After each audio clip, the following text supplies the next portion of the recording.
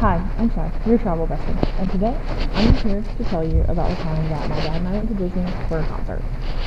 That's all we did.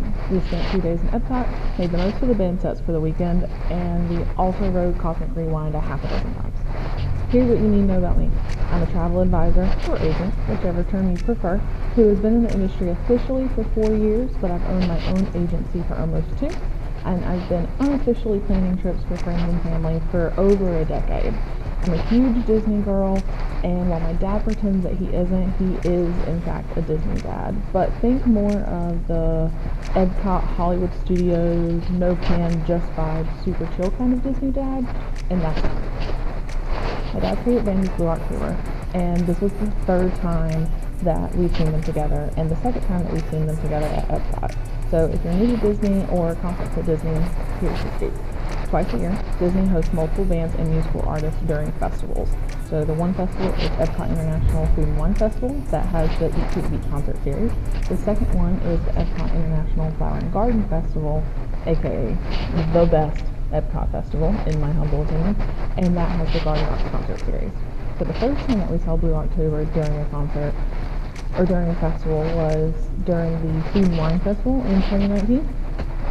And the second time that we saw them ever was in 2023 here in Wilmington, North Carolina at the Greenfield Lake Amphitheater. So that was also super cool to have them so close to our hometown.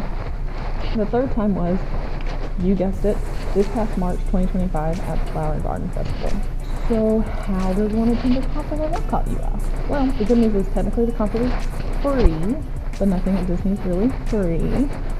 So the caveat to that is you must have a valid theme park ticket for EPCOT for the day of the concert that you're going to see. Now once you get there, you can see all 3 sets, but you have to have a valid ticket that day. Next, gotta check the set times. Usually there are 3 sets, and typically they're 5:30, 6:45, and 8, so that way the band has a brief break in between all of their sets. And if you want seats near the front, you gotta get there early. A lot of times the bands are able to weave in and out and actually interact with the crowd more than they would at a typical stage show or concert. So I prefer being in the first 8 or 10 rows, so that way you still have a really good view of them, but also you have the ability to possibly experience being up close with them. And there were people who got in line at noon for the 5:30 set time, and it was hot.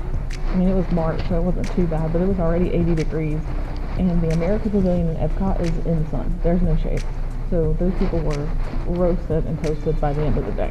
The way to get guaranteed close to the front seating, not necessarily front row seating, but pretty close to the stage seating, is to book a festival concert series dining package.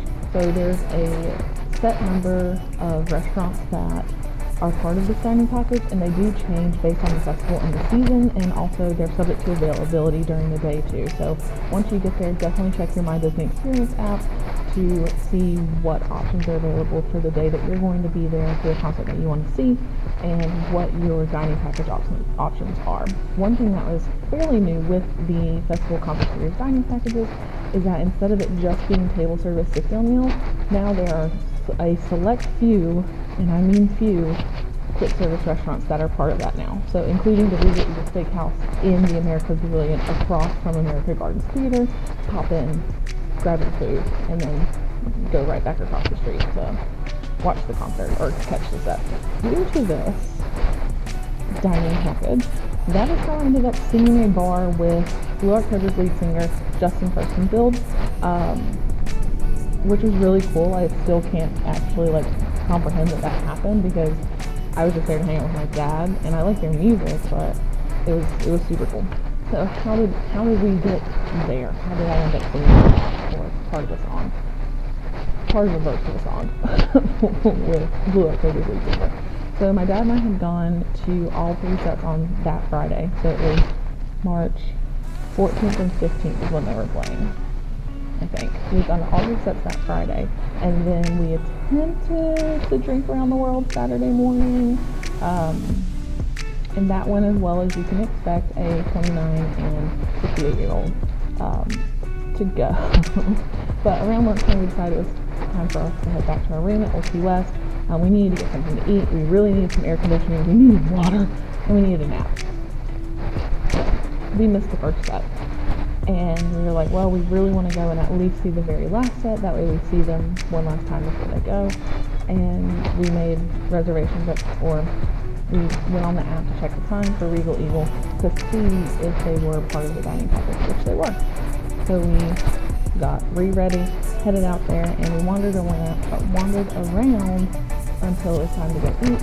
Then after we ate, we popped into our special dining package line that is a separate line from standby that allows us to just go straight into the theater up to those first 5 rows, I think.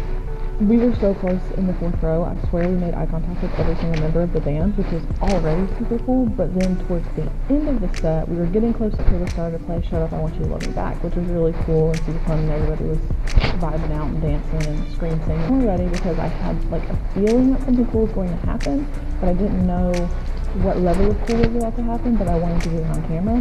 But because I wasn't expecting it, that explains why you may notice in this clip that my camera's facing away from me and not actually catching us. So thankfully some of our neighbors in our seats were able to catch this video and send it and airdrop it to me, which was super nice of them. And it was an insane memory, but one of the coolest things that I think I've ever experienced.